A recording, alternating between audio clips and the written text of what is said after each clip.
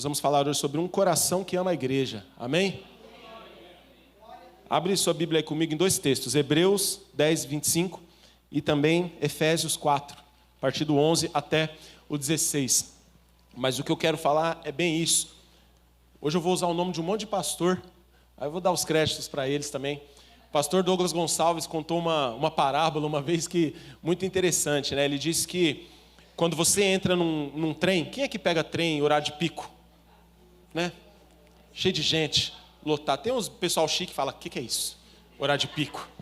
O que é horário de pico? Eu lá sei o que é horário de pico. Né? Tem uns que já até decoraram todas as linhas e tal. Mas quando você entra num trem no horário de pico, você não precisa, a pessoa fala assim, cuidado para não cair. Você não precisa tomar esse cuidado. Porque tem tanta gente dentro do trem que você entra, você só levanta o pé na hora que o trem para, né? O trem para, você só faz assim, ó. Aí a multidão te leva para dentro do trem. Se for aquele que abre as duas portas, pode ser que você atravesse o trem. Mas o que o Douglas disse? É impossível alguém cair num vagão de um trem no horário de pico. Ele falou, é impossível, pode me desafiem. Me desafiem a provar que alguém caiu dentro do vagão de trem. Não tem como. Você pode até cair entre o vão e a plataforma, por isso que tem um recado. Mas dentro você não cai. Por quê? Porque está cheio de gente. O que o Douglas quis dizer com isso? Quando há pessoas te amparando, você só cai. E aí eu vou ser bem profético aqui, bem didático. Você só cai se você se afastar dessas pessoas. A mesma coisa com a igreja. Está cheio de gente aqui. Você vai ser tentado. O trem balança, né? Tem hora que você, opa, escorregou, opa, aí você, onde está aqui, eu vou segurar. Não, você só aqui, já tem 10 pessoas ao redor, vocês batem, opa, fiquei equilibrado. Uma vez eu fui no jogo do Corinthians nesse horário, o jogo era 7h30. Irmãos, eu e o Miguel aqui, ó, grudei o Miguel em mim e falei, filho, só vai, deixa que a gente vai chegar lá. Né? A gente vai chegar lá porque está lotado de gente. Agora, tenta ficar de pé num trem quando ele está vazio. Sem segurar em alguma coisa. Você não fica, irmão. Você vai aqui. Aí passa aqui, ai, caí, aí tropeça. Às vezes você está ali de boa, né? Quando eu vinha da escola, às vezes estudando, eu estava moscando assim dentro do ônibus, aqui tranquilo. O cara descia a Rua Estrela. Quando ele freava, ia eu, o cobrador, motorista, todo mundo lá para frente lá. Por quê? Porque está vazio. A mesma coisa, igreja. Então, essa parábola do Douglas Gonçalves, essa ilustração dele, faz muito sentido. Isso faz muito sentido para a igreja também. Por isso que eu quero falar com vocês hoje sobre um coração que ama a igreja. É disso que eu estou falando. Não só da igreja como prédio. Eu amo a igreja dos dois jeitos. Eu amo a igreja orgânica, a igreja de pessoas, e eu amo prédio. Eu sou apaixonado por prédios de igreja também. Eu amo esse prédio aqui. Né? Por isso que eu estou sempre trabalhando alguma coisa nele. Então eu sou apaixonado pelas duas coisas. A igreja física, em prédio, que a gente fala muito, né? Igreja não é prédio, tá bom. Seu lar também não é prédio, não é casa, mas você cuida das paredes, você cuida de tudo. A Jéssica, essa semana, ela postou bastante lá, as prateleiras novas, o balcão que o pastor André montou. Eu falei, olha que orgulho, um dia eu vou montar um balcão na minha casa. A luta, né? Por enquanto eu só estou vendo o balcão chegar.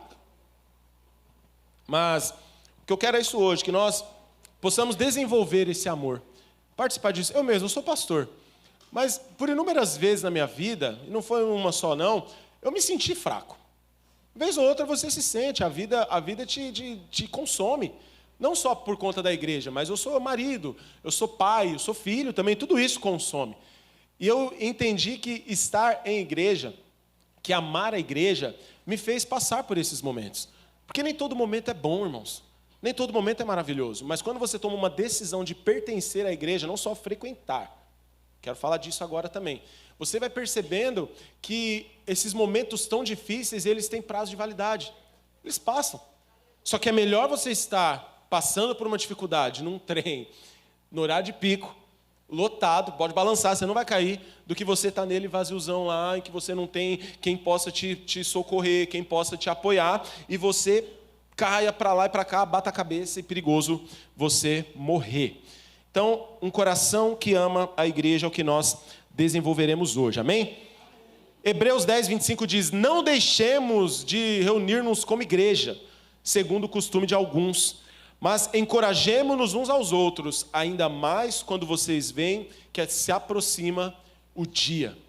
Não deixe de congregar segundo o costume de alguns. Hoje nós temos, né, os desigrejados, é tão triste essa palavra, mas é um eufemismo. Um eufemismo por quê? Porque a palavra certa é desviado. Mas como a gente hoje em dia, você não pode falar palavras que, né, você não chama a pessoa de pecador, você fala que ela errou. Eu não pequei, André, eu errei. Não, você pecou, assuma. Mas a gente usa muito eufemismo, e o desigrejado ele é um eufemismo. Desigrejado é um eufemismo para desviado. Irmão, se você não está na igreja, nos caminhos de Deus, você está desviado, porque é impossível servir o cabeça sem estar ligado ao corpo. Não use de eufemismos, assuma o problema, assuma o BO. Assuma o BO, e a partir de assumir o BO, você vai avançar, você vai crescer. Então era o costume de alguns. Ainda mais quando vem que se aproxima o dia do Senhor. É a mesma coisa para nós hoje. O dia do Senhor se aproxima a cada dia mais. E nós precisamos estar nele, estar no corpo de Cristo. E agora abra comigo em Efésios capítulo 4, versículo 11 a 16. Enquanto você abre, eu vou amarrar meu cadarço.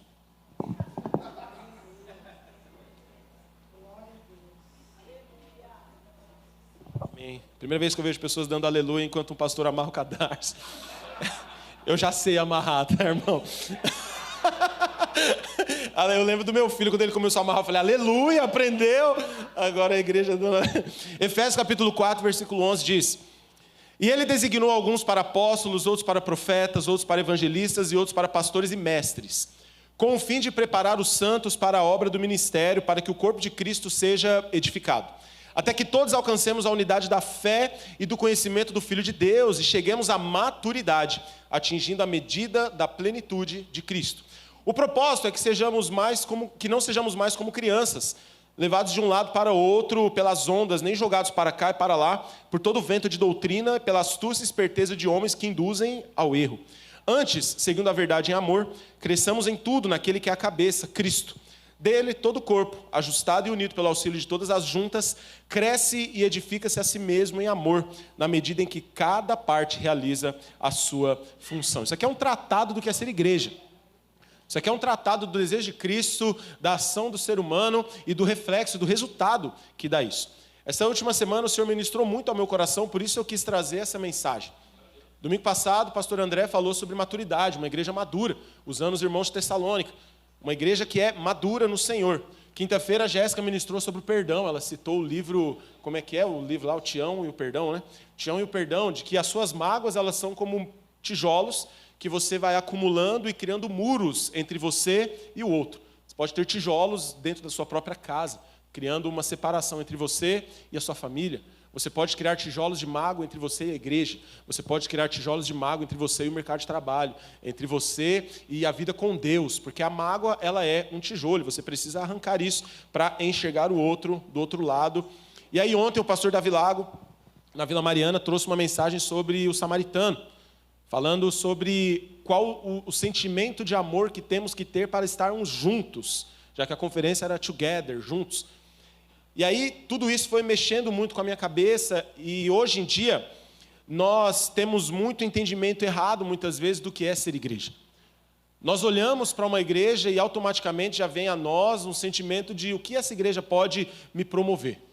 Seja uma questão emocional, uma questão física, uma questão material, e eu não digo que nós estamos isentos disso. Por exemplo, hoje, depois do culto, nós teremos uma ação de ótica.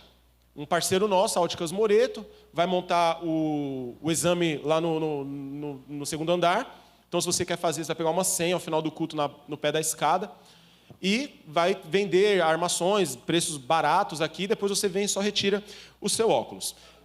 Quando você chegou, provavelmente, se você veio de carro, você deixou no estacionamento lá embaixo. Estacionamento amplo lá que nós temos. O seu filho está lá em cima, em salas preparadas para determinadas idades. Você acabou de ouvir o louvor com alguém extremamente preparado, uma banda que ensaia, que se prepara, que treina, que faz a Estê, que estudou muito, o Rogério, os meninos aqui, todos eles da banda. Você recebeu algo de qualidade. Por isso eu digo, é importante isso. Não dá para se viver igreja hoje como se vivia no tempo primitivo. Não precisa de microfone, não precisa disso. Aí o pessoal, aí fica aquelas revoltas das pessoas. Muitas vezes a revolta, não, igual o Racionais fala, né? Revolta com o governo, não comigo, as conversas. E aí a gente olha, mas tem que entender, hoje dificilmente você vai ver uma igreja crescer se ela não tiver um bom departamento infantil. Não tem como, porque quem tem filho não quer ver o seu filho jogado para qualquer lado. Você trabalha duro para ter o seu dinheiro e colocar o seu filho numa boa escola, ou se vai para o público, você procura uma boa escola. Então não é porque você chega na igreja que simplesmente você fala, joga meu filho em qualquer lugar. O seu filho fica lá brincando enquanto a gente tem o culto aqui. Seu filho não atrapalha a igreja, ele tem que ser cuidado. Nós aqui temos inúmeros cursos. Curso de informática, curso de casais, mulher única, mentorias, curso de educação de filhos. Eu estou fazendo agora o curso, eu e minha esposa, curso de gestantes. Cada semana foi uma dentista que veio falar com as gestantes, outra semana uma nutricionista, a última semana agora uma terapeuta emocional para as gestantes. Semana que vem vai falar sobre amamentação com uma enfermeira. Ou seja, a igreja precisa entender isso. Então eu não sou contra isso. Mas tudo isso é feito como um plus para aqueles que congregam. A Bíblia diz que nós temos que cuidar dos domésticos da fé. Então a minha primeira preocupação em promover tudo isso é para aqueles que compõem a nossa igreja. Senão fica sempre aquela revolta das pessoas. Por que essa igreja, ao invés de comprar um ar-condicionado, ela não usa o dinheiro e ajuda os pobres necessitados lá no outro lado do mundo? Por que não fazer as duas coisas? Só que se vocês estão aqui, vocês precisam de uma boa cadeira, vocês precisam de um ar-condicionado, lá em cima com as salas das crianças também é necessário. Mas tudo isso deve ser colocado no seu devido lugar. Tudo isso nós entendemos que é uma necessidade dos dias de hoje, como é a nossa casa. Mas nós não podemos confundir, esse não foi o conceito primário do que era ser igreja. Por isso Efésios 4:11, ele nos traz esse grande tratado sobre o que Deus fez. E quando nós falamos em uma igreja saudável, em uma igreja pulsante, em uma igreja real, passa pelo amor que cada um de nós temos por essa igreja. Seja ela a igreja local, ou seja ela a igreja universal, a igreja de todos os santos, a igreja que Jesus nos chama. Quantas vezes nós nos frustramos com isso? Porque se seu desejo, se a sua expectativa está somente naquilo que a igreja fornece para você, você se frustra. Por quê? Porque pessoas nos frustram. Pastores nos frustram. Pastores falham. Músicos falham. Diáconos falham. Professores de escola dominical falham. Monitores de departamento infantil falham. Diáconos que estão no estacionamento falham. Se nós tivermos a nossa esperança somente em consumir um produto, hora ou outra, nós seremos frustrados. Porque existe um ditado que ele não está na Bíblia, mas ele está no código do consumidor, que é o consumidor tem sempre razão. E quando você é um consumidor de igreja, você tem sempre razão. Por isso você fica medindo, essa igreja é isso, essa igreja é aquilo, essa igreja tem o que eu quero, essa aqui não tem mais o que eu quero, então eu vou para outro lugar. O Davi Lago falou ontem, né? Ele falou, gente, vocês já repararam como hoje o WhatsApp das pessoas, todo contato é só um contato de extração? Esse aqui eu tenho para isso, essa pessoa tem para isso, essa pessoa tem para isso. Eu quero até te desafiar, pegar a sua lista de amigos e olhar e falar assim, esse aqui não me oferece nada. Só amizade. Talvez seja difícil você encontrar isso. Talvez você seja uma pessoa que as pessoas só te procuram porque elas te oferecem, porque você oferece alguma coisa para elas. Eu gosto do André porque quando eu preciso de tal coisa, ele está lá. Eu gosto da Marcela porque quando eu preciso... Não, nós precisamos olhar e dizer assim, eu gosto do Rogério porque eu gosto do Rogério. Eu gosto do Fernando porque eu gosto do Fernando. E a mesma coisa com a igreja. Porque se eu ficar só com esse meu sentimento de extração das pessoas, eu vou me frustrar com elas. Porque ninguém atinge 100% das suas expectativas. Eu não vou atingir. Fulano de tal não vai atingir. Cicrano não vai atingir. Beltrano não vai atingir. Igrejas não atingirão. Nós até falamos que a existência de milhares e milhares de igrejas, a permissão de Deus, é por conta da multiforme sabedoria de Deus. Muitas vezes a pessoa chega assim e fala, pastor, a igreja de onde eu vim, ou tal igreja, ela faz um trabalho extremamente maravilhoso com isso, e vocês poderiam fazer. Eu falo, olha, irmão, acho muito bom, acho muito legal.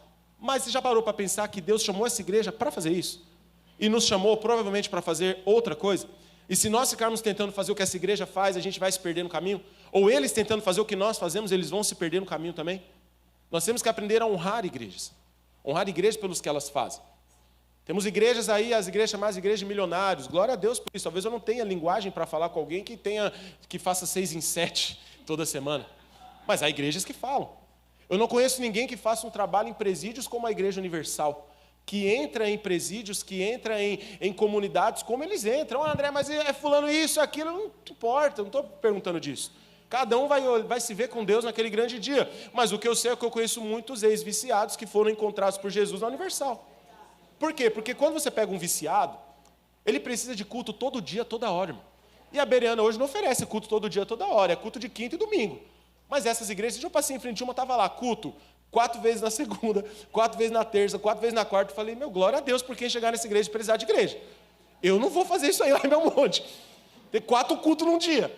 Uma segunda-feira, para vir eu e mais alguém. Mas os caras abrem. Ah, André, mas você não sabe que eles abrem por causa disso e daquilo e tal. Tá bom, irmão, tá bom. Um dia todo mundo vai lidar com isso. Todo mundo vai responder diante de Deus o que faz aqui na terra.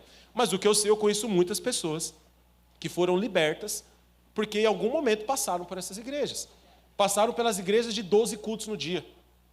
Passaram, algum milionário, ele foi encontrado por Jesus e depois ele começou a caminhar verdadeiramente, porque um dia um outro milionário falou para ele, vamos lá, que onde eu frequento tem massagem antes do culto.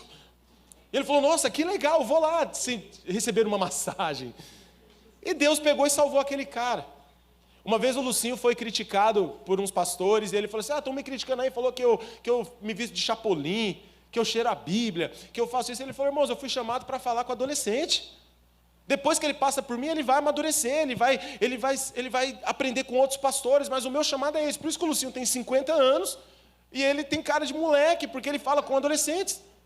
Sabe qual é o grande problema da igreja? O grande problema seu, muitas vezes, é que você quer atingir todo mundo em todo tempo, igual aquele filme lá, tudo em todo lugar, em todo tempo. Nenhuma igreja foi feita para atingir tudo em todo lugar, em todo tempo. Ninguém foi feito para agradar todo mundo em todo lugar, em todo tempo. Vai ter gente que vai gostar de você pelo seu jeito, e vai ter gente que não vai gostar tanto pelo seu jeito. Nós temos na Bereana 28 igrejas, 28 pastores muito diferentes. Nós temos o pastor Wesley, de Diadema. Eu chamo ele é todo ursão, né? Ele gosta de abraçar, ele chega o pessoal na igreja dele e abraça. Às vezes eu vejo uma ligação dele com um membro da igreja dele, eu saio até de perto. Porque eu não aguento, irmão. Parece um ursinho carinhoso conversando com a fada do dente. E como você tá, irmão? Ai, pastor. Eu falo, mano, coisa chata. Mas lá é uma bênção, os irmãos amam a vida dele. Eu tenho irmãos, eu tenho o pastor Walter. Pastor Walter, a cada 5 palavras, 3 é onde ele foi. E a vida dele. Aí as pessoas falam, mas como ele é exibido. Olha lá, fica falando que está pregando na Holanda, na Suécia. Eu nunca saí de Carapicuíba. E ele tem culpa. Só que eu já fui em lugares com o pastor Walter que fez muito sentido isso. Ele consegue evangelizar o cara, porque o cara começa a falar do museu, ele fala, não, mas sabe tal lugar do museu que é muito bom? É quando, que nem hoje é o dia do Louvre. O Louvre faz hoje 233 anos. Aí eu fui lá e postei minha foto no Louvre. Com certeza alguém comentou, falou, pastor exibido. Quando é aniversário de Osasco, ele não posta. Mas ali, às vezes, o pastor Walter, como eu falei, ele é um homem culto, ele lida com muitas pessoas cultas. Então as pessoas chegam até ele e elas querem aprender mais dele, elas querem aprender porque é um homem que tem muita cultura, além, claro, de uma vida com Deus e tudo aquilo. E nós temos os outros, nós temos o que é mais humilde, o que é mais engraçado, o que é mais sério, tem o outro que é mais coach, tem o outro que gosta mais de jovem, tem o outro que gosta mais de idoso, e tudo aquilo, e você vai vendo Deus agindo. A mesma coisa com as igrejas. A Bereana Belmonte não é igual a Casa da Bênção aqui, do Rafael, não é igual a É de Deus, do Ricardo, não é igual o Belém. Mas você vai todas as igrejas, tem gente. Por quê? Porque não dá para eu ficar querendo que as pessoas vivam como eu quero. E aí você chega numa igreja, e se você não tiver um coração que ama a igreja, em algum momento você vai se desvirtuar e se decepcionar. Mas enquanto pessoas falham, enquanto igrejas falham, existe alguém que nunca falha, Jesus. Jesus sabe por que você está aqui. Efésios 5:25 diz que ele amou a igreja a ponto de se entregar por ela. Quando Paulo vai falar de casamento, ele diz, maridos, amem as suas mulheres, como Cristo amou a igreja e por ela se entregou. E quando nós olhamos isso, de que nós precisamos aprender a amar o que ele ama. Jesus, ele escolheu, ele decidiu, ele tomou a decisão de amar e servir a igreja, mesmo com as suas imperfeições. Jesus não amou uma igreja perfeita. Jesus nunca pensou em amar uma igreja perfeita. Jesus sempre orientou que essa igreja fosse perfeita. Sede santos porque eu sou santo. Sejam santos como o Senhor é santo. Façam isso corretamente. Nós estamos caminhando. É onde as pessoas muitas vezes erram. Onde elas falam, a igreja fulano de tal está cheio de querer porque ele é crente. Não, ele só entendeu que ele é um pecador como você, mas ele quer mudar. Nós não somos melhores do que aqueles que não querem Jesus. Pelo contrário, nós nos consideramos até um pouco piores, porque nós estamos buscando melhorar. A igreja, a mesma coisa. A igreja sempre vai errar. Quando nós olhamos o que Paulo escreveu para Efésios, qual era a situação? João até pregou esses dias numa quinta-feira. Paulo estava preso, no contexto de perseguição, e ele escreve uma carta porque o seu coração pulsava pela igreja. Paulo também amou a igreja. Paulo tinha um coração que amava a igreja. E ele escreve uma carta encorajando os irmãos a compreenderem o seu papel no corpo de Cristo. Ele nos explica que Jesus, ao ascender aos céus, ele deu dons à igreja. Ele separou os ministérios. Há muitas pessoas, hoje nós não temos o cargo apostólico conforme a igreja primitiva tinha, daqueles que ouviram de Jesus e que seguiram. Por isso que Paulo também foi muito perseguido até reconhecerem o seu apostolado, porque ele mesmo se coloca como um apóstolo abortivo, fora do tempo. Mas nós olhamos que o ministério, ele existe, que o sentimento, ele existe. Pessoas com um ministério pastoral, de cuidar de outros. Pessoas com um ministério apostólico, como dizem, que é ser enviados e plantar igrejas. Pessoas com ministério de ensino, de mestre. Eu olho para o pastor André, hoje é aniversário dele, inclusive. Pastor André com seu ministério de ensino. Pastor André com seu ministério de ensino, de mestre. Quando você vê alguém que não só gosta, mas tem um chamado para aquilo, é diferente. Você vê que a pessoa ensina com autoridade, ele sabe o que ele está falando, ele acredita, o olho brilha quando fala. Pessoas com chamado evangelístico, gente que ama falar de Jesus aí fora. Nem sempre nós que somos pastores, mestres, a gente tem esse desejo toda hora, ou pulsa em nós de falar de Jesus para as pessoas em toda hora, mas aquele que tem um ministério evangelístico, ele não para. Normalmente essas pessoas, elas entram para o projeto amor. Elas entram para lá porque elas querem, em todo momento, elas querem mostrar a possibilidade de que Jesus muda a vida da pessoa. Porque o evangelista, ele é imediatista. O evangelista, ele é para agora, o pastor é mais tranquilo, e o mestre, ele é contra tudo e todos. Ele fala assim, eu não quero que você entenda isso por emoção, eu quero que você crave isso no coração. O evangelista não, o evangelista é o que ele quer falar. O pastor que ele quer amar. Ele quer cuidar, vem cá, ovelhinha bonitinha, tchu. E Paulo escreve aos Efésios ensinando sobre isso. Ensinando que se uma parte não faz a sua função, o crescimento do corpo é prejudicado. A igreja é um organismo vivo.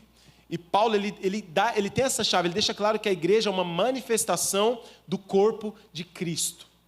Isso aqui que nós estamos é a manifestação desse corpo. Nós somos o corpo de Cristo. A igreja não é uma ideia abstrata. A igreja não é uma utopia. A igreja não é um pensamento de Jesus para ser debatido numa mesa de especialistas ou de sábios. A igreja ela é a manifestação real. Ela é o corpo de Cristo, é onde nós nos reunimos, aquele que é o cabeça e a igreja que é o corpo. Por isso é impossível dizer que amo a Cristo sem amar a igreja. E nós precisamos, volto mais uma vez a dizer, a matar o eufemismo dentro da nossa vida. Você tem que amar a sua igreja. Seja você da Bereana Belmonte ou de outra igreja local. Porque a gente fica, eu amo a igreja, eu amo que igreja você ama? Uma igreja utópica? Uma igreja que não existe? Eu não sirvo, mas eu amo a igreja. Você não ama. E eu quero te confrontar, pôr o dedo na ferida nessa manhã. Se você não serve a igreja, você não ama a igreja. Porque você está mostrando o seguinte, eu acho legal, eu amo a igreja igual eu não amo o Corinthians. Eu gosto, eu sou um torcedor. Às vezes fanático, às vezes não, mas não amo, porque se eu amasse, eu estaria lá nos jogos. Se eu amasse, eu gastaria meu dinheiro lá, eu compraria camiseta superfaturada de futebol, eu seria sócio torcedor, eu tentaria ser conselheiro. Eu conheço alguns caras que amam o Corinthians, e coitado deles. Tadinho desse. E pior ainda quem ama o São Paulo. Coitados desses caras. Por isso a igreja não é algo abstrato. Se você vai num estádio e você quer ver quem ama mesmo o time, ele está na organizada. Ele não está com o celular na mão fazendo selfie. Não dá, irmão. A gente fica onde? Fica em outro setor. O setor que eu vou lá, compro a pipoca, sento lá, a pipoca, porque sempre é um espetáculo, Eu compro a pipoca para ver o Gus Souza, ver o Gustavo Henrique. Agora, quem ama mesmo, irmão, os caras chegam cedo. Fala aí, Gui. Os caras estendem bandeirão. O cheiro da marola terrível embaixo do bandeirão. O Gui ficou num jogo lá uma vez lá. Teve quase passar pela clínica de reabilitação na volta. Ali eu falo, a gente olha no estádio, você está ali no estádio, você vê, você está ali torcendo, vai Corinthians, ai que fome, deixa eu pegar uma pipoca ali. Vai, aqui tem um bando de louco. Agora vai lá, puxa o celular do bolso no meio da torcida organizada lá, pra você ver se o tapão não vem de onde você nem percebe. Ali eles amam. Tá errado? Tá errado. Ama a idolatria? É idolatria, mas ali prova. Por quê? Porque muitas vezes na igreja nós falamos de amor, mas nós falamos de algo muito abstrato. Eu amo a igreja. Eu amo esse ministério. Eu amo meu irmão. Eu amo fulano de tal. Eu amo as crianças, mas eu estou pouco me lixando com cada um deles. E Paulo lança esse desafio, que o amadurecimento e o crescimento da igreja dependem do envolvimento de cada um. A gente não torce pelo crescimento da igreja. A gente suja as mãos trabalhando no crescimento da igreja. Não há torcida. A igreja não precisa de torcida. Jesus não precisa de team leaders. Jesus sempre precisou de pessoas desesperadas, com seu coração queimando em servir. Sempre foi assim. Então, o que é ter esse coração que ama a igreja? Primeira coisa, amar é se envolver. Repita comigo, amar é se envolver. Isso, amar é se envolver. Quantas vezes aqui você já ouviu a frase, eu amo Jesus, mas não a igreja? Eu estou aqui por Jesus, mas não pelas pessoas. Essa frase é uma frase criada por Satanás, junto com nada a ver. Satanás estava lá um dia, ele falou, preciso criar, chamou a equipe de branding dele, chamou lá os marqueteiros dele lá e falou, precisamos criar 2 frases que vão impactar essa geração.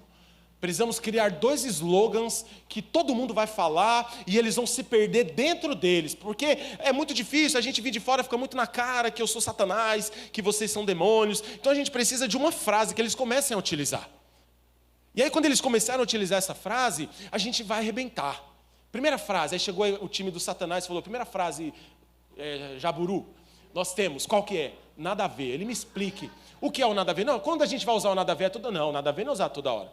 Nada a ver é usado quando alguém fala assim, você não pode fazer isso, você é crente. Nada a ver. Eu posso ser crente, posso fazer isso sim. Você é antiquado, você é quadrado, você é antigo, meu pai não sabe de nada, quem sabe é os meus amigos de hoje. Nada a ver. Aí o diabo falou, nossa, essa frase é ótima, vamos começar a usar. Vamos começar a usar. Só que o diabo percebeu que as pessoas continuavam indo à igreja, que as pessoas estavam todas juntas e como elas respeitavam umas às outras, como elas se comunicavam e compartilhavam, elas falaram, às vezes você conseguia vencer o nada a ver da pessoa, você falava, irmão, o que você está falando aí que não tem nada a ver, volta para a Bíblia, aí vamos falar a verdade. Aí o diabo reuniu de novo o branding dele, os copywriters do Satanás, e falou, a gente precisa de outra frase. Aí eles falaram, agora a gente vai arrebentar. Nós criamos uma, eu amo Jesus, mas não as pessoas. Eu só estou aqui por ele, mas não pelas pessoas. Aí o diabo falou, é essa aí eu vou arrebentar nas igrejas. Porque a hora que o povo começar a se reunir de domingo, de quinta-feira, e falando assim, eu amo Jesus, um Jesus utópico, um Jesus que não está aqui para falar na cara dele o que ele tem que ouvir, aí fala assim, eu amo Jesus, mas não amo ninguém aqui, eu só estou aqui por Jesus, mas não pelas pessoas, é a hora que a igreja começa a ser o que muitas são hoje, cheias de pessoas vazias. Por quê? Porque o próprio Jesus nos diz, vocês serão conhecidos como meus discípulos se amarem uns aos outros. Então, irmão, a sua frasezinha, só estou aqui por Jesus e não por ninguém, ela não cola para Jesus. Ela pode colar para você, para o seu amigo, para o Ed René, para o Vitor Azevedo, para esses caras que rasgaram a Bíblia já e estão vivendo o Evangelho segundo eles, pode colar para eles. Para a Bíblia, para Jesus, essa frase não cola. Porque amar a igreja, amar o Senhor é se envolver. Efésios 5:25, Paulo fala que Jesus amou a igreja a ponto de se entregar por ela. E um dos maiores desafios do nosso tempo é o compromisso. As pessoas não querem compromisso. Ninguém quer compromisso. Eu quero resultado, mas compromisso eu não quero. Por que nós somos a geração do Munjaro? Glória a Deus pelo Munjaro. Eu dou glória a Deus pelo Munjaro. Ainda não usei. Talvez usaria um dia. Minha esposa começou a usar e engravidou, que bênção. Eu vou falar mal do Munjaro? Usou nem 2 meses, né, amor? E não precisava. Mas usou. né? Todo mundo. Né? O pessoal até fala assim, ó, o Mujaro veio para provar que nunca existiu esse negócio da aceitação. O que as pessoas tinham era preguiça. Por quê? Porque todo mundo quer estar magro, todo mundo quer estar bem, todo mundo quer estar com saúde psicológica, mas ninguém quer pagar o preço, irmão. Eu fiz 2 consultas com um psicólogo na minha vida. Acho maravilhoso, mas eu falo, toda semana é um erro meu. Eu quero estar bem com a minha mente. Eu quero estar voando mentalmente, mas eu não quero pagar o preço. Como assim, irmão?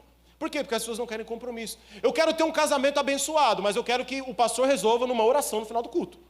Irmão, nós temos um curso aqui. 3 meses, você estudando, toda semana. Ah, não tenho tempo para isso. Então você não quer. Se você não quer ter compromisso, não queira o resultado. Ah, eu quero que o meu trabalho... Eu sou empreendedor e quero que dê certo, mas eu sou o dono do meu tempo. Irmão, se você é um empreendedor e não dorme e acorda pensando no negócio, alguém te ensinou errado. Existe um êxodo do empreendedorismo para a CLT agora, nos últimos anos, porque alguém falou errado. Alguém falou que o empreendedor era dono do seu tempo. Alguém falou que o empreendedor era dono do seu dinheiro. Alguém falou que o empreendedor é alguém que não está debaixo do sistema. Aí vem o Ricardo Oliveira, mentiram para mim. Falaram que eu não ia sofrer. Irmão, o ser humano que mais sofre no mundo se chama empreendedor. Né? Os empreendedores aí até choram, a lagriminha até desce aqui. Por quê? Por quê? Você que é CLT, vai chegando no final do ano, você só faz assim, ó. Ai, é cestinha do Natal. Ai, é férias coletiva. Ai, é 13º. Ai, é férias remunerada. Irmão, vai chegando no final do ano, os empreendedores começam a cair cabelo, começam a ter pulga no corpo, começam a falar, meu Deus, se eu não trabalhar, eu não vou nem comer no Natal. Compromisso. Então, muita gente quer ser empreendedor, não é só pelo resultado. É porque viu um empreendedor de sucesso que é muito difícil até chegar lá. O sucesso, irmão, é uma montanha muito pequena. Não é para todo mundo, irmão. Infelizmente, não é para todo mundo. Mas o meio da montanha é legal também. O começo é muito bom também, depende do que você quer para a sua vida. Mas o topo, ele é difícil chegar, não é para todo mundo, aprenda isso. Mas a falta de compromisso existe. Hoje em dia, a falta de compromisso em relacionamentos. Ah, eu não quero lutar pelo meu relacionamento. Porque se não der certo, eu caso já pensando assim, ó, se não der certo, cada um para o seu lado, você não precisou nada. Por isso que as pessoas hoje falam assim, ó, enquanto eu não tiver minha casa, meu carro, viajado para os Estados Unidos, viajado para a Europa, feito 3 faculdades, pós-graduação, mestrado, doutorado, PhD, MBA na NASA, tenha feito uma viagem extramundo e tudo, eu não caso. Aí quando eu tiver tudo, irmão, quando você tiver tudo isso, você vai ser um mala sem alça. Ninguém vai querer casar com você. Ninguém vai querer. A pior coisa é se relacionar com alguém que acha que está pronto. É chato, irmão. É chato. É chato você contratar um funcionário que acha que sabe tudo. É chato você namorar alguém que acha que está pronto. É chato você pastorear alguém que acha que já é segundo Cristo na Trindade. É chato você ter um pastor que acha que ele é bonzão, que ele não pode lidar com as pessoas porque ele é muito pastor, ele é muito grande. Ai, não fale assim comigo porque eu sou pastor e tudo. Cara, não é sobre isso. Compromisso, você vai sofrer, irmão.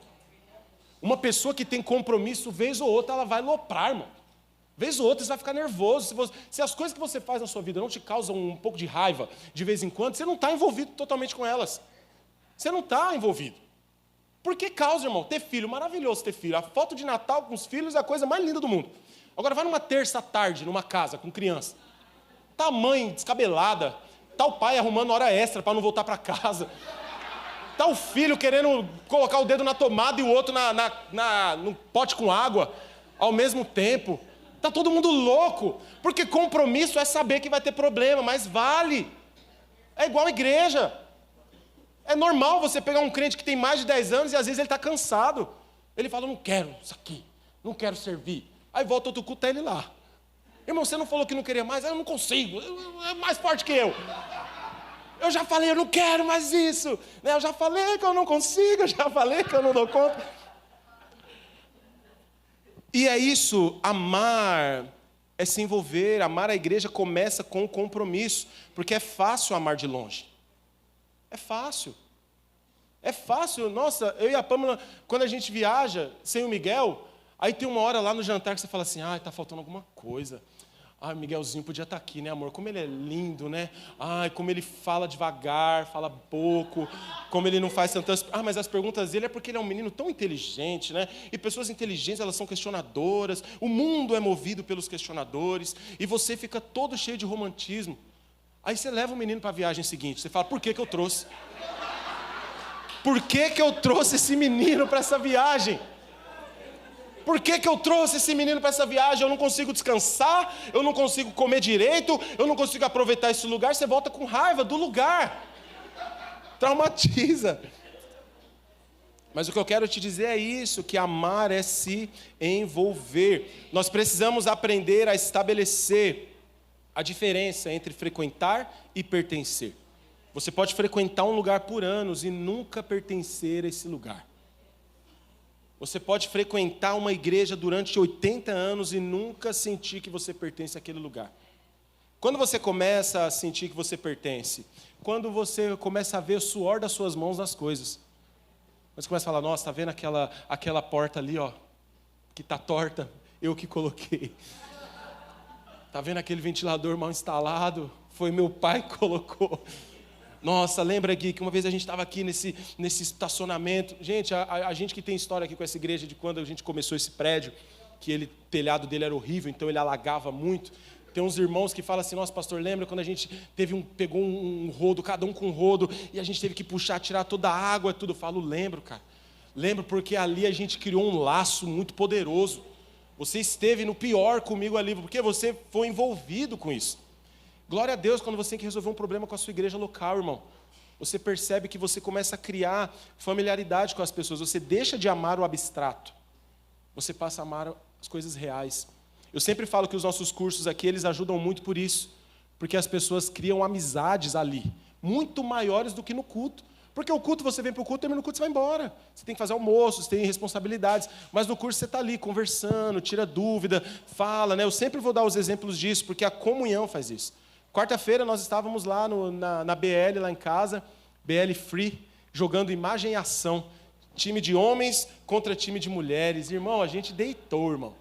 Nossa, as mulheres, o que é isso? E a gente aqui na mímica, aqui, é isso aqui e tal, faz a mímica. E a gente ganhou, mas que alegria. Alguns casais ali que normalmente no culto aqui não se relacionam. Mas lá naquele momento, isso é muito importante, irmão. A minha maior alegria é quando eu olho lá no Instagram e eu vejo mesas cheias de gente da igreja ali, os amigos, assim, ó. Ah, fui comemorar aniversário com fulano, viajei com Beltrano, olha aqui, a gente, nossa, encontrei no mercado, fui em tal lugar, a gente está tomando um café. Cara, isso me alegra tanto, porque eu falo, ele entendeu o que é ser igreja. Ele entendeu o que é se envolver. Jesus não nos amou de longe, irmãos.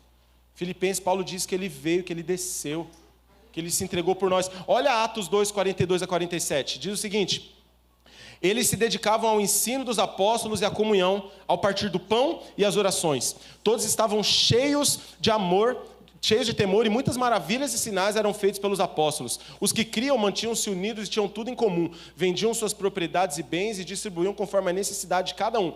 Todos os dias continuavam a reunir-se no pátio do templo. Partiam pão em casa e juntos participavam das refeições, com alegria e sinceridade de coração, louvando a Deus e tendo a simpatia de todo o povo. E aí termina aqui. E o Senhor lhes acrescentava diariamente os que iam sendo salvos.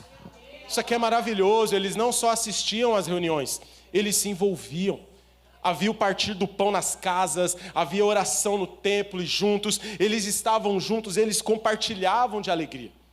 É muito preocupante quando você é crente e você não tem nenhum outro amigo crente. Você fala assim, nossa, nenhum dos meus amigos são crentes.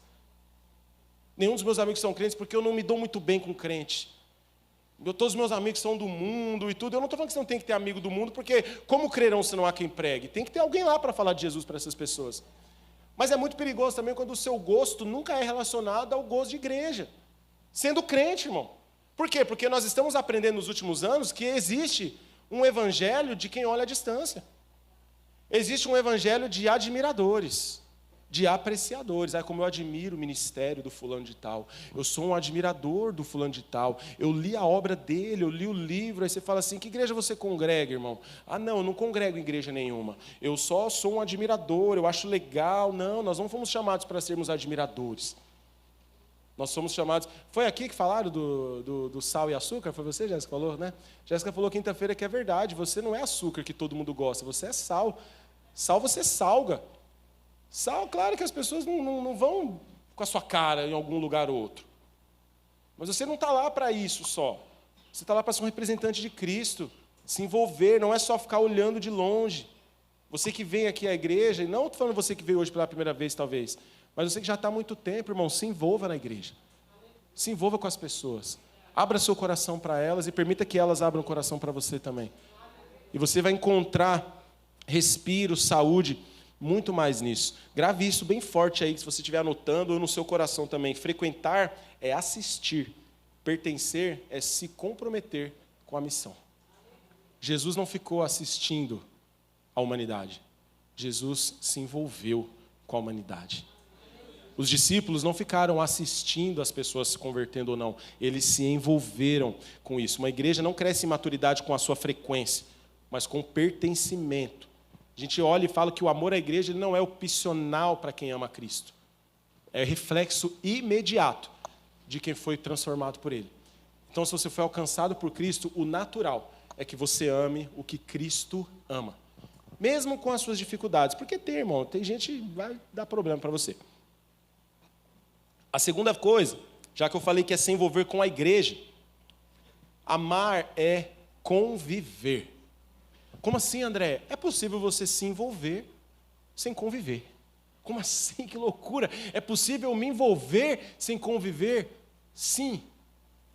Existe um outro ditado, esse é para missões, esse eu gosto em partes e nem tanto em outras, que é assim, que a missão ela é feita com os pés de quem vai, com a boca de quem ora e com as finanças de quem mantém, de quem envia. É uma frase que é usada muito no meio.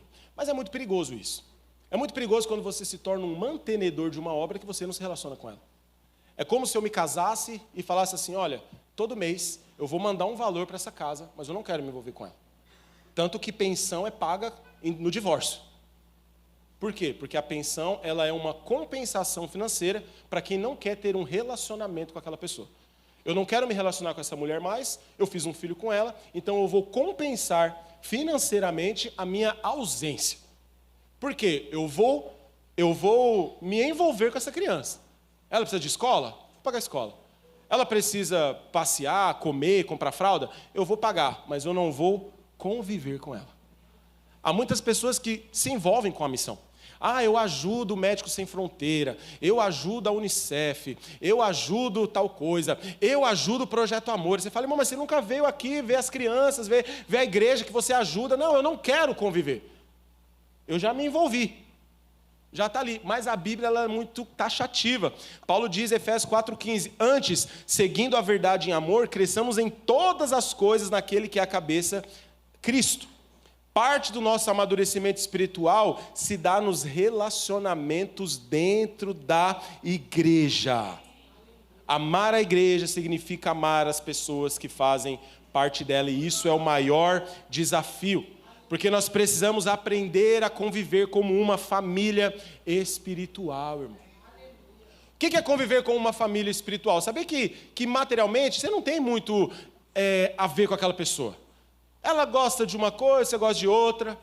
Ela gosta de sair, você gosta de ficar em casa. Ela gosta disso, mas espiritualmente todos nós estamos nos alimentando do Cristo. Então é isso que nos une. Eu não estou falando que você tem que gostar do mesmo hobby que o seu irmão da direita ou da esquerda gosta.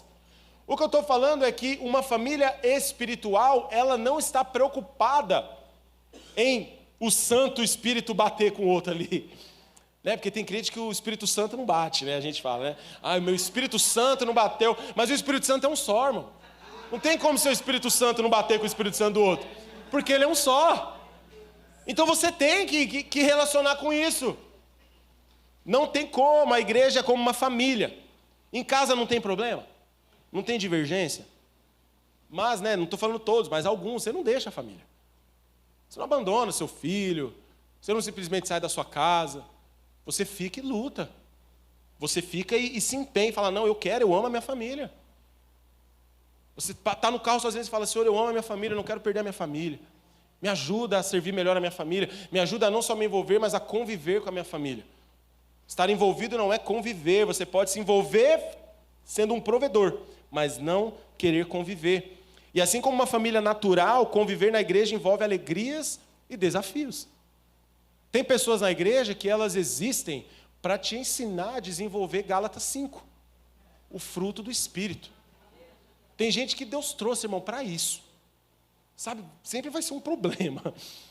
Gente que é pastor, então, aqui a pessoa faltou hoje, não é nenhum de vocês. Mas tem gente que me ensina a ser pastor a cada dia. Ensina te dando orientações? Não. Me ensina me dando domínio próprio. Me ensina me dando paciência.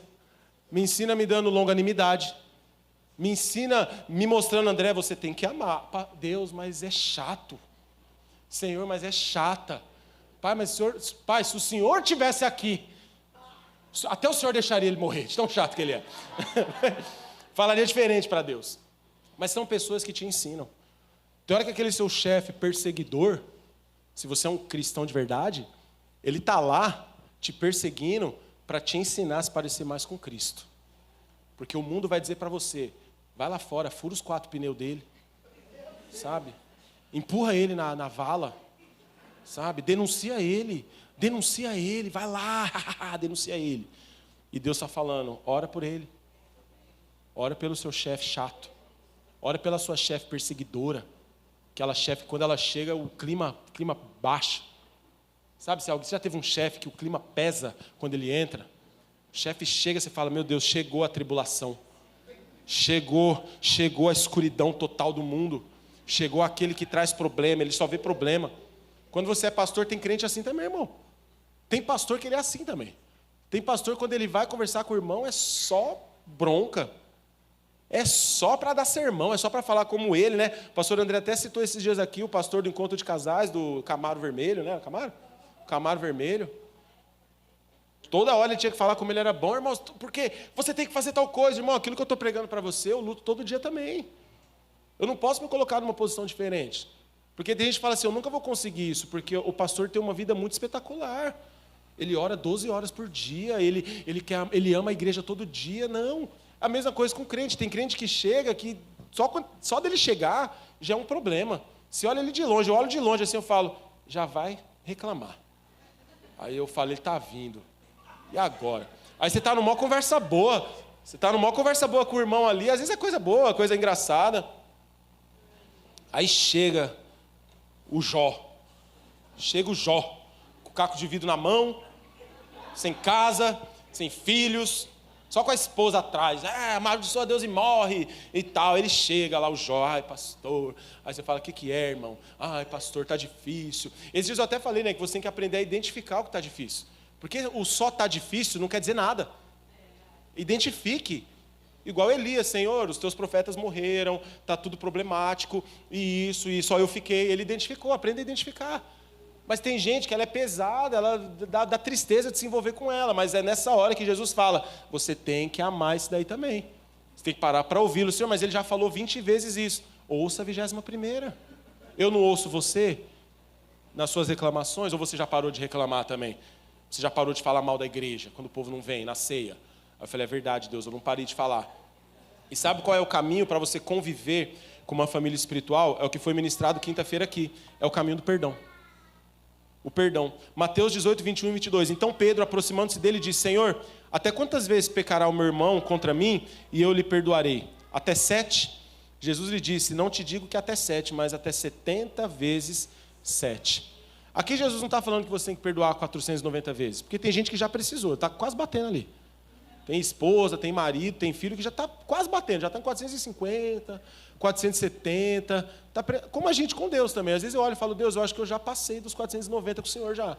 Eu já pedi perdão mais de 490 vezes. Eu estou com quase 20 anos de conversão. Então, imagina, irmão, não é muito difícil, não.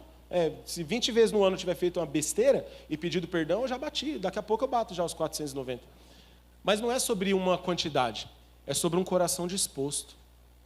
Depois você pega lá o que foi ministrado quinta-feira e vê como é esse coração disposto. Eu vou deixar esse exercício para casa para você. Mas amar é conviver, e conviver na igreja é uma prática de perdão constante. Em todo momento, irmão. Não guarde mágoa, não construa um muro de mágoas do Tião. Aprenda a perdoar. Aprenda a identificar isso. Se alguém te feriu, não é que você vai na hora ali, talvez você está nervoso para chegar já e querer tirar, né, satisfação daquilo, mas ore a Deus, Senhor, existe uma mágoa no meu coração com o pastor. Existe uma mágoa com o diácono, existe uma mágoa com o músico, existe uma mágoa com a pessoa da mídia, existe uma mágoa. Se existem muitas mágoas, também tome cuidado. Talvez o problema não sejam as pessoas, seja você que é um magoado. Mas você tem que aprender isso, então liberar perdão. Eu quero perdoar essa pessoa. Eu quero deixar ela ir, porque o perdão liberta você e liberta o outro. Não existe igreja perfeita porque não existem pessoas perfeitas. A igreja, ela é uma comunidade de pecadores se reunindo para espelhar a Cristo e para buscar ser igual a Cristo. Quem você precisa perdoar hoje?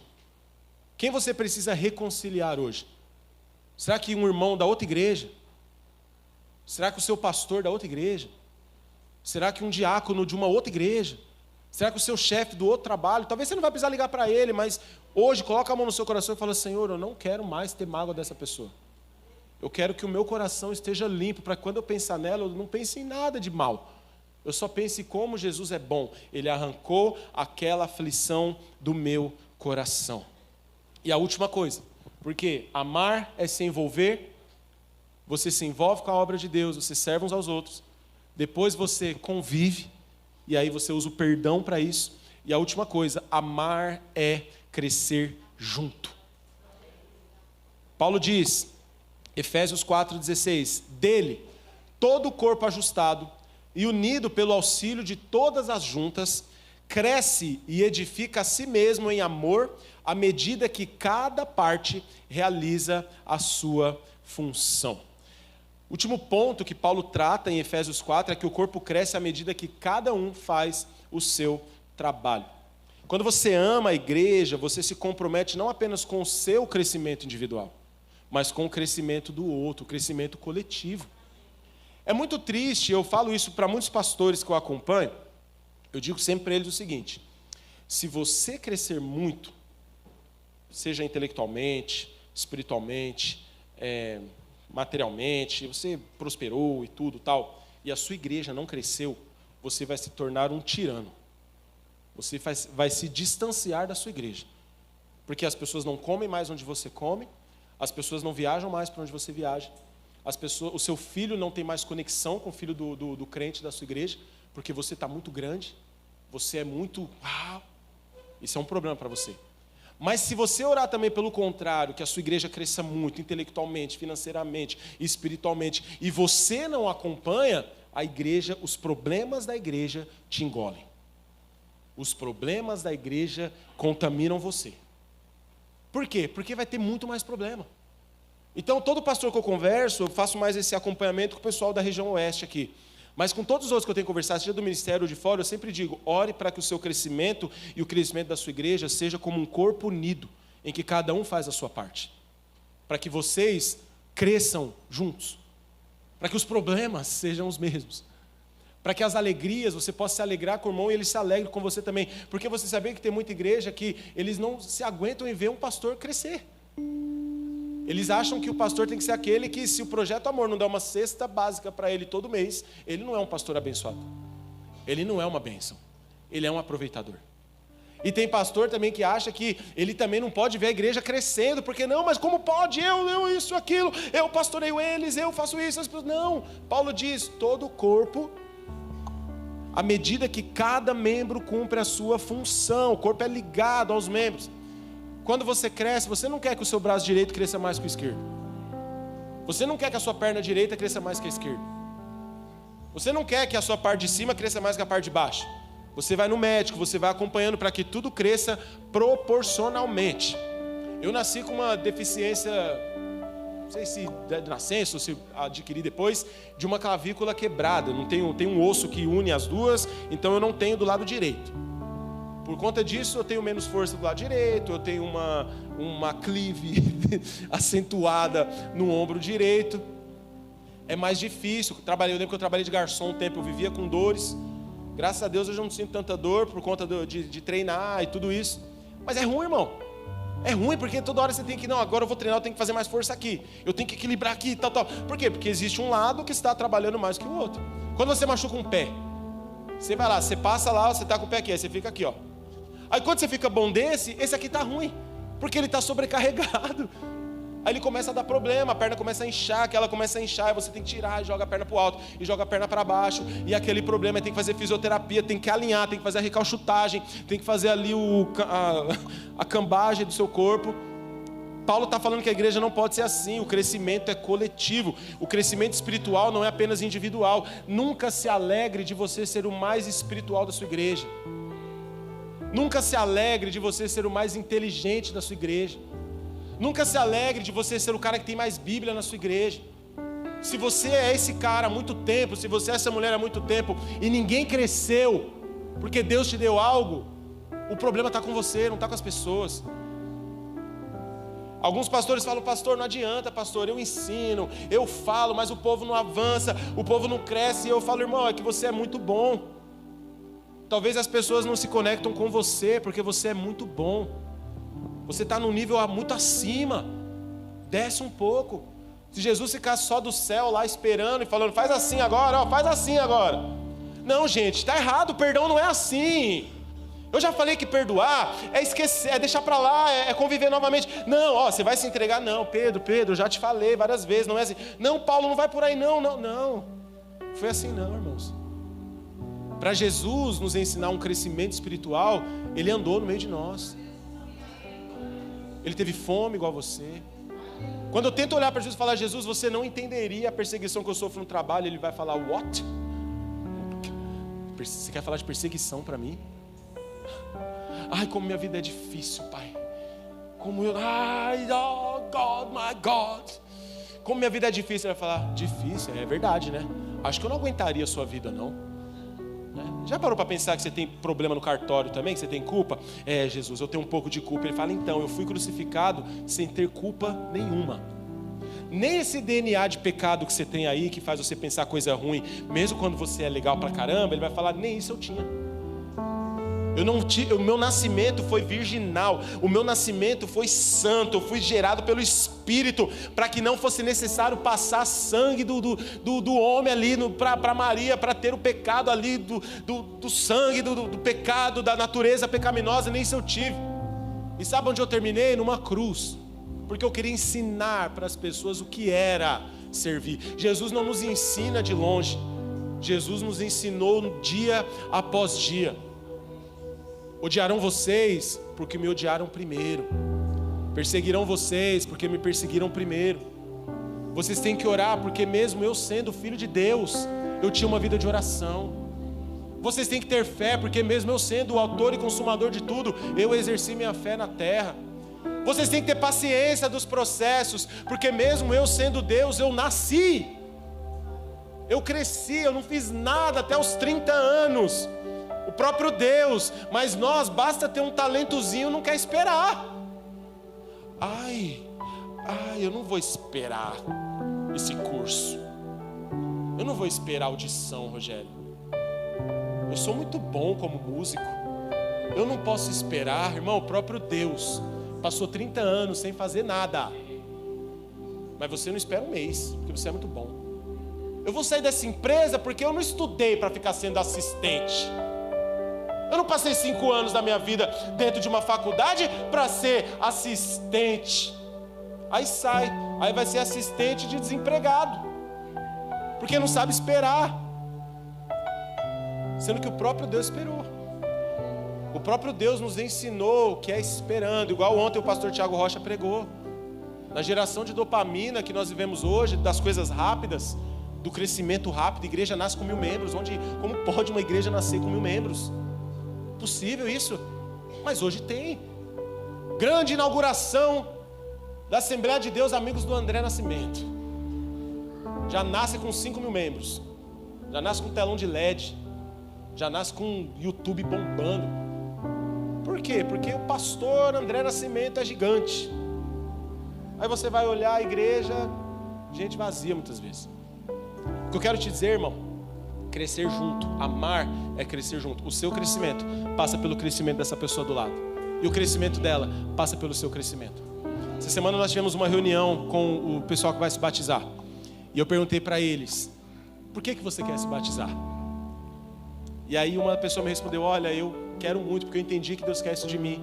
E eu tenho amigas que se batizaram. E eu quero crescer em Deus. Assim como essas minhas amigas. Ou seja, um crescimento junto. Sabe, é o corpo, é cada um fazendo a sua parte, mas crescendo junto. E glória a Deus por isso. Porque a gente vai desenvolvendo isso. Você vai ver como você está numa caminhada saudável. Crescer junto. O propósito de Cristo não é apenas salvar indivíduos, mas formar uma igreja madura e unida que reflita a sua glória na terra. Uma igreja que não, um cristão que não está envolvido na igreja local está se privando de amadurecer em Cristo. Quando uma pessoa diz assim, eu não preciso congregar porque eu sou maduro o suficiente, saiba que essa frase saiu da boca de um menino espiritual. E como foi dito aqui semana passada, igreja é para gente madura. Igreja vai ser para gente madura. Você pode não estar maduro hoje, mas você está caminhando para a maturidade. A maturidade espiritual não é medida apenas pelo quanto você conhece, mas pelo quanto você ama e serve o corpo de Cristo. Será que você tem servido o corpo de Cristo? Como você pode contribuir para o crescimento espiritual da sua igreja? Que pessoas você pode apoiar? Quando você pode conversar? Será que você pode dar ouvidos para alguém que está com problema? Será que você pode orar por alguém na sua casa? Será que você pode servir um ministério, um departamento, se envolver? Quando nós começamos o segundo culto, eu sempre falei para as pessoas, nós nunca faremos 2 cultos. Simplesmente porque está enchendo o culto da manhã e pessoas querem um segundo horário para aquela frase, né? Eu gosto do culto da manhã porque eu fico livre à noite. Ou outro, eu gosto do culto da noite porque eu fico livre de manhã. Como se Deus fosse um carrapato grudado em nós, que a gente precisa se livrar dele no outro horário. Me livro de Deus aqui. Eu sempre falo, no segundo culto nós precisamos entender que há pessoas dispostas a servir o corpo de Cristo, tanto de manhã quanto à noite. Não que você vai servir os 2 cultos, mas que você tenha um entendimento de que as pessoas que estão de manhã, elas estão para ser servidas. E as pessoas que vêm à noite, elas também estão para ser servidas.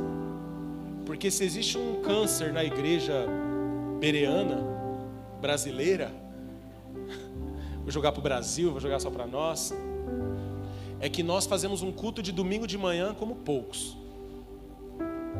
Mas a gente erra demais nas nossas quintas, nos nossos domingos à noite, nos nossos cultos de homens, de mulheres, tudo que for fora do domingo de manhã, nós falhamos muito.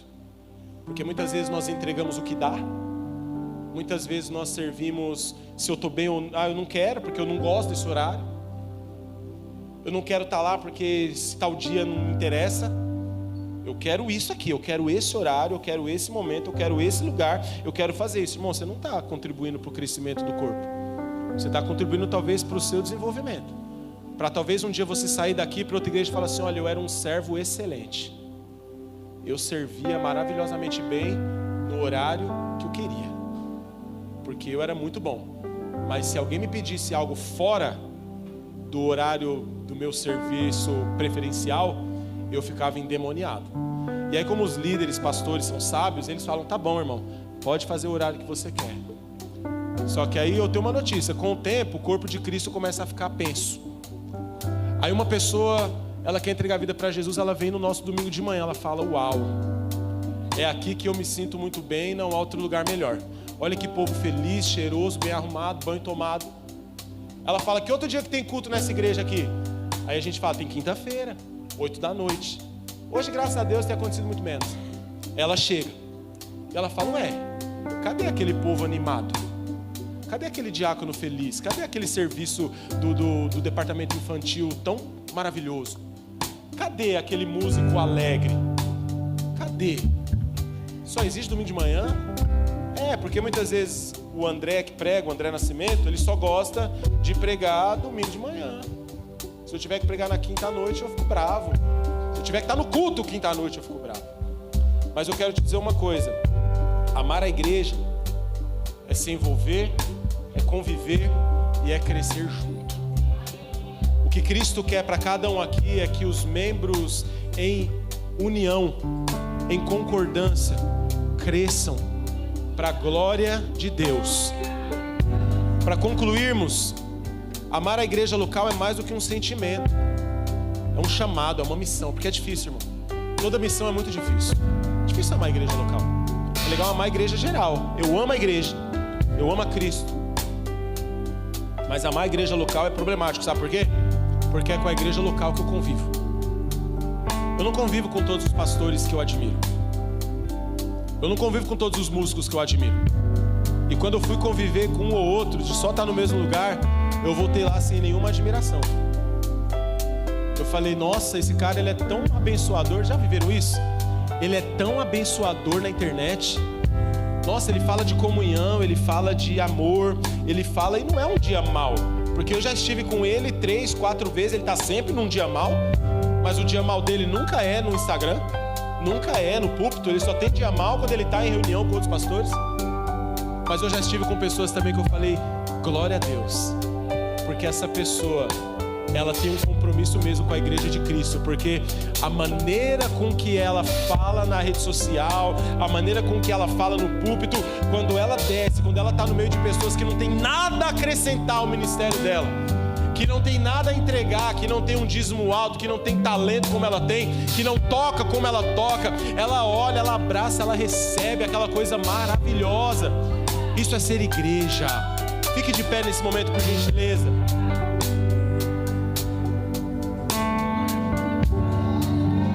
Eu tenho um desafio para nós hoje.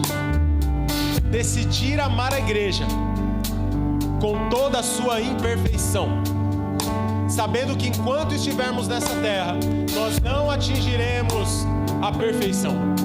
Nós caminhamos para ela. Cada dia a gente está mais parecido com Cristo do que éramos ontem. Mas nessa terra ainda, vez ou outra, o seu calo vai doer. Vez ou outra você vai ter um problema, vez ou outra você vai ter um conflito. Mas decida amar a igreja de Jesus. Decida se envolver, conviver e crescer juntos. Quando nós olhamos para a igreja primitiva, nós vemos que o grande diferencial de crescimento deles não era o quanto eles conheciam de Jesus, porque hoje nós conhecemos muito mais de Jesus do que aqueles homens conheciam. Você tem a Bíblia completa, irmão. Você tem Apocalipse pronto, você tem estudos, você tem grandes mentes cristãs que já pensaram por nós cada assunto da Bíblia. Aqueles homens não tinham isso. Mas sabe o que aqueles homens tinham que conhecimento nenhum ganha? Eles tinham paixão em crescer juntos. Eles tinham paixão em desenvolver juntos. Eles olhavam para o outro e falavam, ei, vamos juntos? Paulo chega em Listra e Derbe, olha para Timóteo e fala, Timóteo, você é uma bênção, menino, porque você carrega a fé que há na sua mãe e na sua avó. E aí o que Paulo faz? Bora comigo, menino. Bora comigo. Bora comigo, porque agora outras pessoas verão isso. Eu quero crescer com você, você vai crescer comigo. Pega Tito, pega os outros, fala com Filemão, fala com Onésimo, fala com todos aqueles que caminharam com Paulo. Alguns, como Demas, saíram fora. Nunca todo mundo vai ficar, irmão. Não espere que todos fiquem porque você ama a igreja. Um ou outro vai sair. E deixe ir. Deixe ir, porque quando Noemi chega para Ruth e para Orfa e diz assim, olha, eu não tenho nada a oferecer para vocês. Não tenho mais filho, não tenho marido, já sou de idade, não tenho nada. Se vocês quiserem, pode ir. A Orfa na hora falou, beleza, vou voltar. A Noemi amaldiçoou ela? Não, porque ela falou, quem quiser ir pode ir. Não teve maldição, como muitos fazem. Se sair, está amaldiçoado. Se não me ouvir, Deus vai pegar. Não, Deus não é esse Deus, não. Mas a Ruth ficou. E a Ruth falou, onde a senhora for eu vou, seu Deus será o meu Deus. Onde repousares, repousarei eu. Nós estamos juntos nesse negócio chamado igreja, antes da igreja.